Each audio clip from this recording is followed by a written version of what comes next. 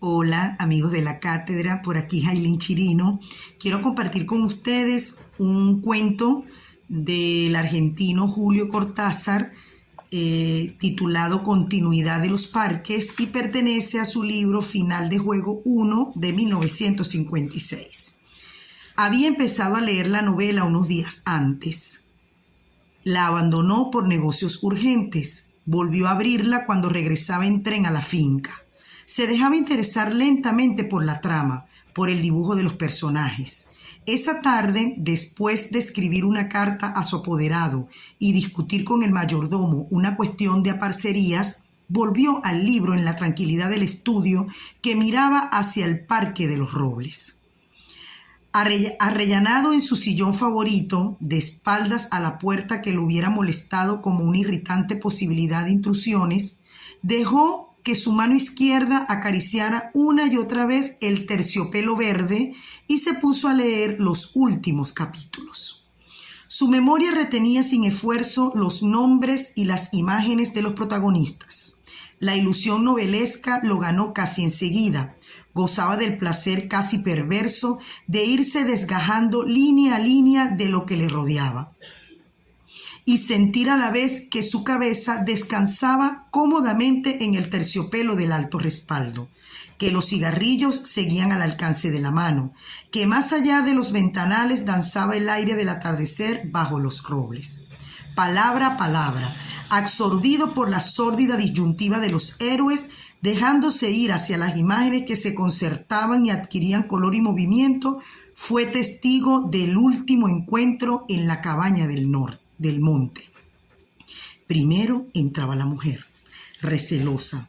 Ahora llegaba el amante. Lastimada la cara por el chicotazo de una rama, admirablemente restañaba ella la sangre con sus besos, pero él rechazaba las caricias. No había venido para repetir las ceremonias de una pasión secreta, protegida por un mundo de hojas secas y senderos furtivos.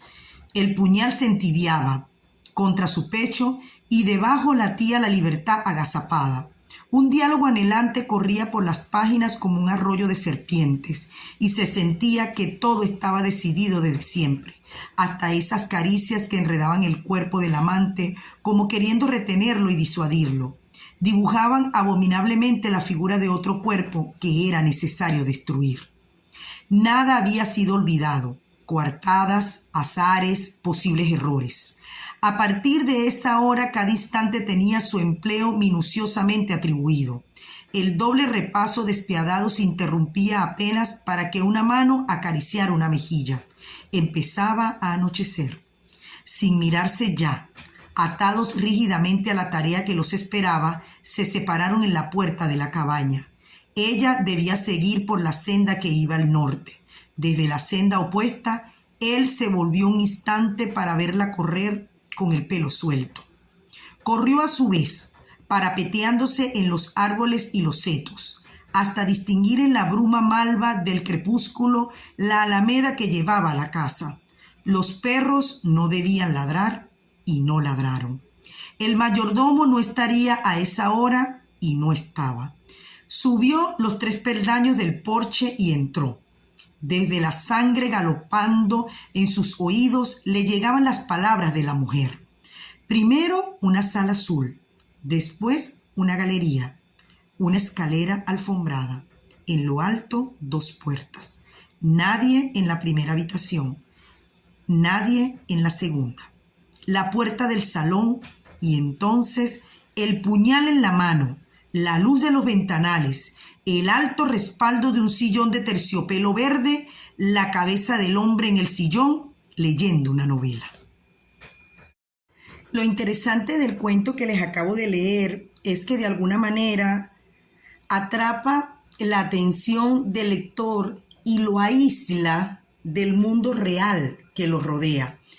En ese momento de aislarlo de ese mundo real, al mismo tiempo lo zambulle en el mundo imaginario, en el mundo ficcional del cuento, y lo envuelve haciéndose sentir un personaje más, y lo envuelve de tal manera que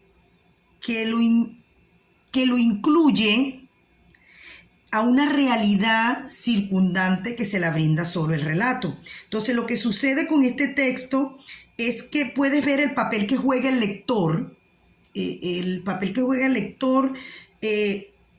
porque va viviendo la historia como un personaje más, pero a su vez lo interesante está también en esta narración cíclica, en el que como se empieza la historia, termina y comienza con la lectura de la novela por este personaje y finaliza con ese final contundente, desconocido, impactante y asombroso. De verdad que es un cuento que me encanta y mis amistades saben cuánto me gusta Continuidad de los Parques, y era lo que yo quería compartir en esta oportunidad con ustedes. Chao.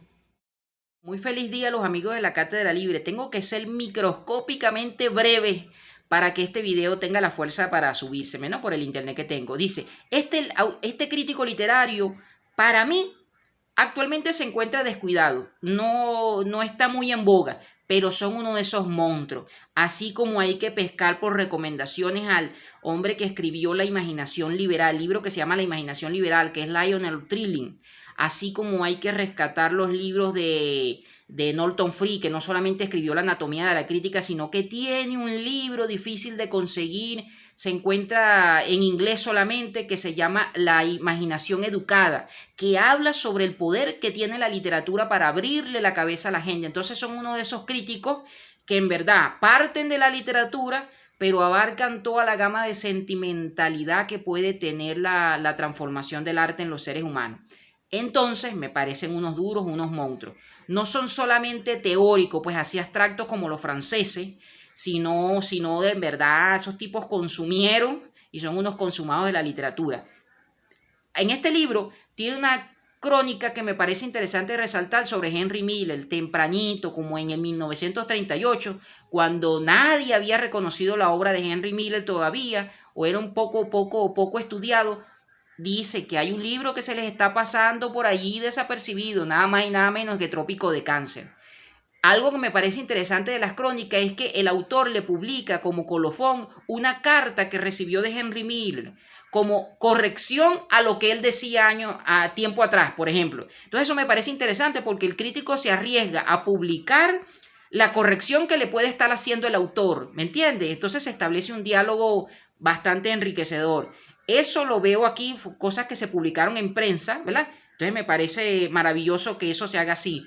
Solamente lo he visto que lo haga entre los hispanoamericanos Emil Rodríguez Monegal. Cuando hace una crítica sobre Manuel Puy, por ejemplo, o sobre Vargas Llosa, él publica su texto, lo que él propuso en tal época, y luego tal vez la refutación o una carta que le envía el autor. Me parece maravilloso, porque no es solamente publicar lo que el autor te dijo para aplaudirte tu trabajo como crítico, sino tal vez tu refutación.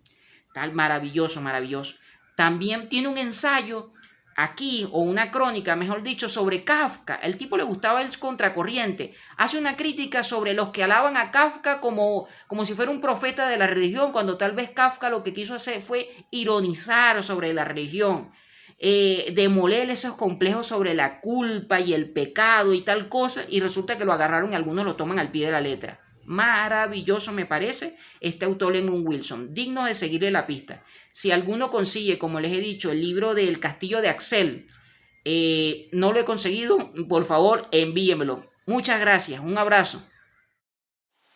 Hola a todos, hoy les voy a comentar otro libro de Henry Miller del que ya les he leído algunas cosas. El libro se llama Recordar para recordar. Un libro, ya ven, de segunda, de estos que no se han reeditado, y donde aparece un texto inspirado en una frase de uno de sus amigos más cercanos, con el que vivió varios años en París, que era Alfred Perles. Y el texto se llama Recordar para recordar. A mí al principio el nombre, bueno, me pareció un poco redundante, pero luego que lo comencé a leer Bueno, de verdad que creo que les voy a comentar muchas partes en muchas cátedras. Había pensado hoy en concreto referirme al tema de la guerra, cómo la guerra afecta a las personas, a las que están directamente involucradas y también a las que no. Y bueno, con motivo de lo que está ocurriendo en Ucrania y tantas guerras a las que no les dan la misma resonancia los medios de comunicación, pero que también están ocurriendo simultáneamente, ya han ocurrido antes y seguramente seguirán ocurriendo. Bueno, lo que les iba a comentar, o una de las cosas que les iba a comentar, era esta parte donde Henry Miller nos habla de esos años en el que él convivió en París con Alfred Perles. Durante todos esos años de íntima asociación, tuvimos siempre plena conciencia de que estábamos disfrutando de la vida a fondo. Sabíamos que no podía haber nada mejor que lo que estábamos experimentando día tras día. Con frecuencia nos felicitábamos mutuamente por ello. Creo que por el contrario, para el mundo en general, los 10 años que precedieron a la guerra no fueron muy placenteros. Él está refiriéndose a la Segunda Guerra Mundial. La continua sucesión de crisis económicas y políticas que caracterizó a la década fue una tortura para los nervios de la mayoría de la gente. Pero como solíamos decir con frecuencia, los malos tiempos son buenos tiempos para nosotros. No sé por qué tenía que ser así, pero era. Quizás el artista, al seguir su propio ritmo, se halla permanentemente en desacuerdo con el mundo. La amenaza de guerra solo servía para recordarnos que nosotros librábamos la guerra con el mundo durante toda la vida. Durante una guerra abunda el dinero, solía decir Fred sonriendo. Solo antes y después de la guerra se ponen mal las cosas. El tiempo de guerra es bueno para tipos como nosotros, ya lo verás. Fred había pasado los últimos años de la Primera Guerra Mundial en un manicomio. Al parecer eso no le había perjudicado mucho. Estaba inmunizado, como decimos. Tan pronto como le abrieron las puertas, emprendió vuelo libre como un pájaro con rumbo a París. Quizá vivió un tiempo en Berlín y Praga antes de llegar a París. Creo que estuvo también en Copenhague y Ámsterdam. Cuando nos conocimos en París, sus andanzas estaban ya poco claras en su memoria. Italia, Yugoslavia y el norte de África, e incluso sus aventuras más recientes se hallaban ya borrosas en sus reminiscencias. Lo que recuerda claramente de todos esos viajes es que en todos los lugares pasó hambre. Nunca olvidaba, al parecer, el número interminable de días que no había comido en cierto lugar. Como mis andanzas se habían caracterizado por la misma preocupación, yo saboreaba los relatos morbosos que me hacía de vez en cuando. En general surgían esas reminiscencias cuando teníamos el estómago vacío. Recuerdo que una vez en la villa Seurat, como no habíamos probado un bocado desde hacía 48 horas, me tendí en la cama y declaré que me quedaría allí hasta que sucediera un milagro. No puedes hacer eso, dijo él, con un tono de desacostumbrada desesperación en la voz. Eso es lo que hice yo en Roma en una ocasión y casi me morí. Nadie apareció en 10 días. Eso lo puso en marcha. Habló tanto de ayunos prolongados e involuntarios que me incitó a la acción. Por alguna razón habíamos dejado de pensar en el crédito. En otro tiempo eso era fácil para mí porque era inocente e ignoraba las costumbres de los franceses. Por alguna razón, cuanto más tiempo vivía en París, con tanto menos valor me sentía para pedir crédito al encargado de un restaurante. La guerra se acercaba cada vez más y la gente se mostraba cada vez más inquieta. Por fin, cuando comprendieron que no se podía evitar la guerra, comenzaron a permitirse gastos extraordinarios. era esa jovialidad de último momento que significa que ya no hay más esperanza. Nuestra jovialidad, que había sido constante, era el resultado de la profunda convicción de que el mundo no tenía arreglo, al menos no lo tenía para nosotros. Íbamos a vivir en marge, o sea, al margen, engordando con las migajas que caían de la mesa del rico. Tratábamos de acostumbrarnos a prescindir de las necesidades que tienen entrampados a los ciudadanos corrientes. No deseábamos bienes, ni títulos, ni promesas de una situación mejor en el futuro. Día por día era nuestro lema. Para tocar fondo no teníamos que hundirnos mucho. Además éramos elásticos. No podía haber malas noticias para nosotros, pues las habíamos oído muchas veces y estábamos acostumbrados a ellas. Esperábamos siempre alertas, alguna chiripa. Y sucedían milagros, no una o dos veces, sino con frecuencia. Confiábamos en la providencia como un gángster confía en su pistola. En el fondo creíamos sinceramente que éramos justos con el mundo. Obrábamos de buena fe, aunque a algunos patriotas nuestra actitud les parecía traición. Bueno, ahí dejo la cita, pero me encanta toda esta narración donde ellos hablan de esos años parisinos en los que tenían esa conciencia de estar viviendo y disfrutando al máximo, a fondo.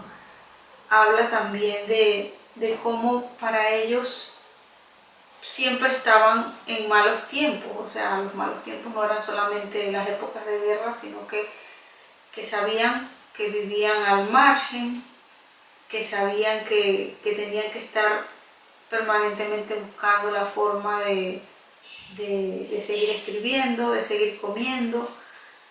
Bueno, me gusta muchísimo esta narración sobre el hambre, ¿no? Cómo ellos se sentían tan cercanos en ese recuerdo de los momentos en los que habían pasado hambre.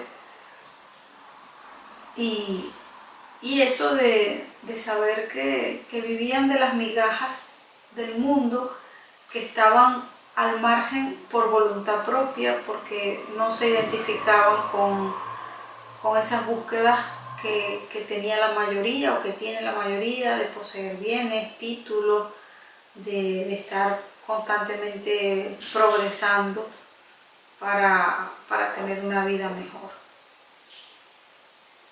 Me gusta mucho eso, es que eran elásticos. Hola, hola, yo soy Daniela Campos y hoy voy a compartir con ustedes esta novela de Jefferson Tenorio que se llama O Avesso da Pele. Es una novela del 2020 y el año pasado se ganó el premio Jabuti, que es un premio muy importante acá en Brasil. Y bueno, la novela se ha convertido en uno de los textos más leídos acá en el país. El tema central de esta novela es la violencia ejercida sobre estos cuerpos negros y sobre todo sobre los hombres acá en Brasil, en el sur del país.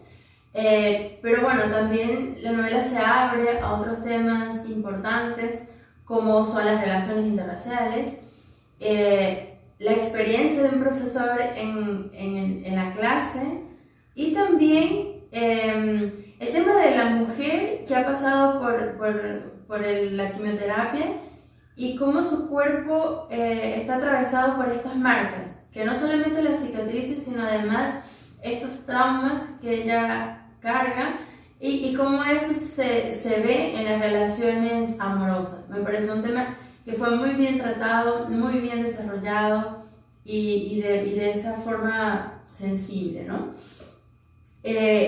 Y hoy les voy a leer parte del capítulo 10 que dice más o menos así. Creo que ustedes nunca se preocuparon en organizar una narración para mí. Sé que el tiempo fue pasando y lo que fue dicho por ustedes antes de mi memoria fue dicho en retazos. Así que necesité juntar los pedazos e inventar una historia. Por eso no estoy reconstruyendo esa historia para ti ni para mi madre. Estoy reconstruyendo esta historia para mí. Necesito arrancar tu ausencia de mi cuerpo y transformarla en vida. Para eso, No me limito a lo que ustedes me contaron, ni a lo que estos objetos me dicen sobre ti.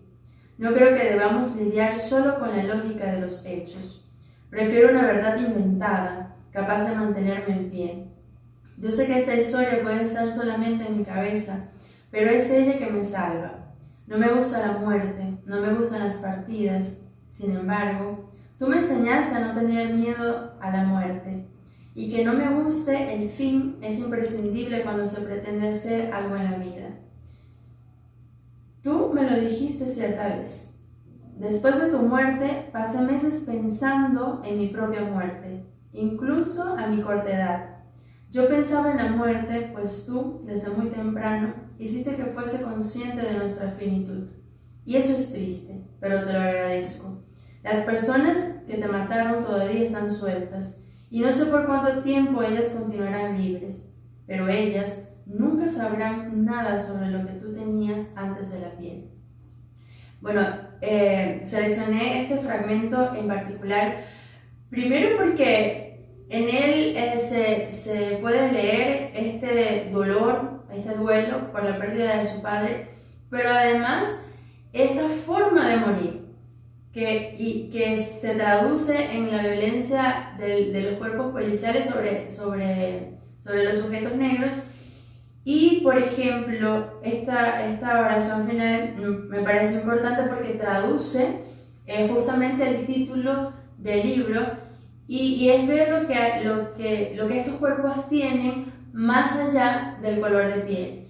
Entonces, el texto, él se abre a cuestionar estos lugares de los sujetos negros en países racistas y países que se niegan a tener estos cuerpos en otros espacios que no son de violencia y que textos como este pueden visibilizar más esa violencia. Bueno, yo les invito a leer este texto, la verdad que es muy fluido y el texto realmente te conmueve y te hace pensar en esos espacios habitados por estos sujetos negros.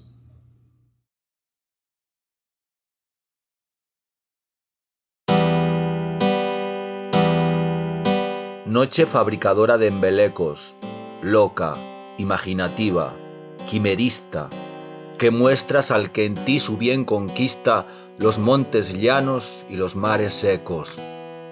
Habitadora de cerebros huecos, mecánica, filósofa, alquimista. Encubridora vil, lince sin vista, espantadiza de tus mismos ecos. La sombra, el miedo, el mal se te atribuya, solícita, poeta, enferma, fría, manos del bravo y pies del fugitivo. Que vele o duerma, media vida es tuya. Si velo, te lo pago con el día, y si duermo, no siento lo que vivo.